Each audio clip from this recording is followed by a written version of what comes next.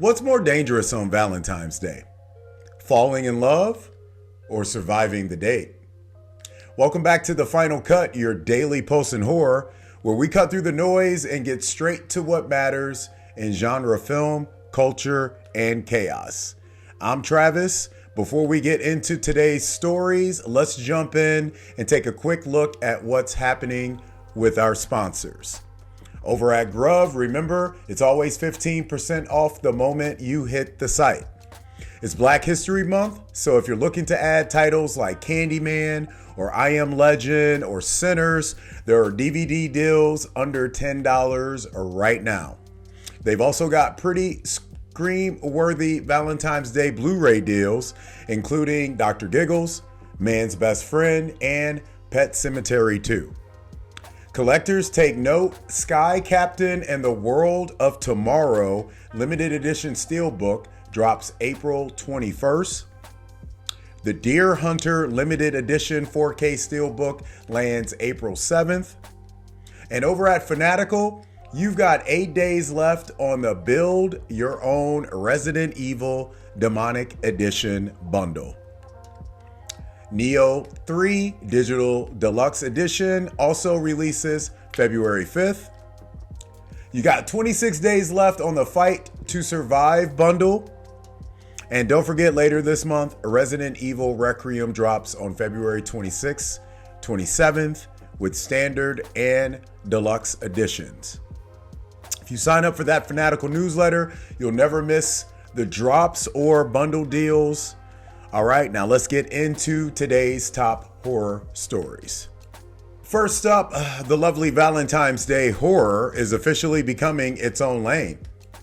Director Josh Rubin is returning with Heart Eyes 2 following the surprise success of last year's slasher that blended rom-com chemistry with brutal kills. Co-created with Christopher Landon, the original film followed two advertising professionals mistaken for a couple by the Heart Eyes Killer, a mass slasher obsessed with tearing lovers apart. The first film pulled in $33 million worldwide on an $18 million budget, and Rubin says the sequel leans even harder into the idea of treating the slasher like a twisted romantic comedy. His Girl Friday, Love Actually, but with a knife. The script is supposedly already finished.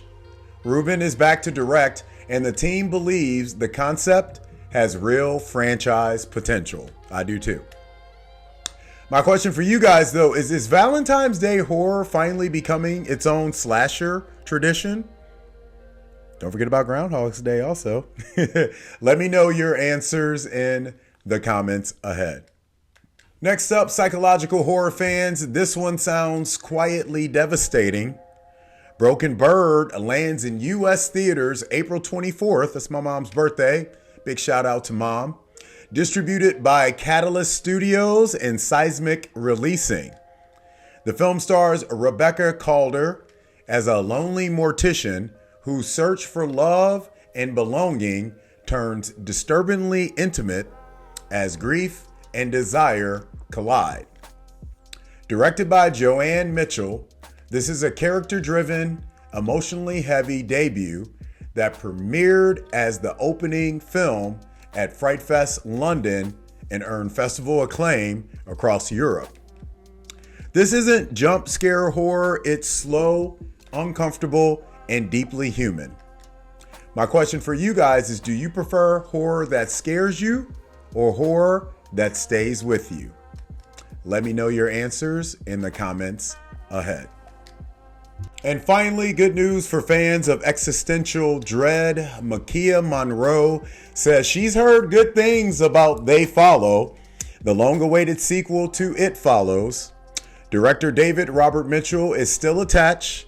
The script still exists, and Monroe said in an interview with EW, the story goes in a direction fans won't expect while staying true to the original's tone. Set roughly 10 years later, the sequel is reportedly grander in scale, but still rooted in the same creeping, inescapable terror. My question for you guys, should horror sequels take bigger swings or stay small and personal? Let me know your answers in the comments ahead. Today's take, with all three of these stories have in common, is emotional horror. Whether it's romance under threat, grief turning inward, or trauma that refuses to let go, modern horror isn't just trying to scare you anymore. It's trying to connect, unsettle, and linger. That's why these films work. They don't just chase bodies, they chase feelings and more. Before you go, jump over to Spotify and vote in today's poll. Today's poll question is, what hits harder in horror? Romance mixed with slasher chaos, psychological character studies, or slow burn existential dread? Maybe it's classic franchise sequels done right. Your vote helps shape future episodes, and I do read them all.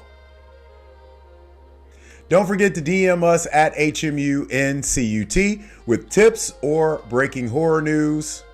Follow and subscribe wherever you listen, and definitely make sure to give us a thumbs up if you're watching on YouTube. They actually do help.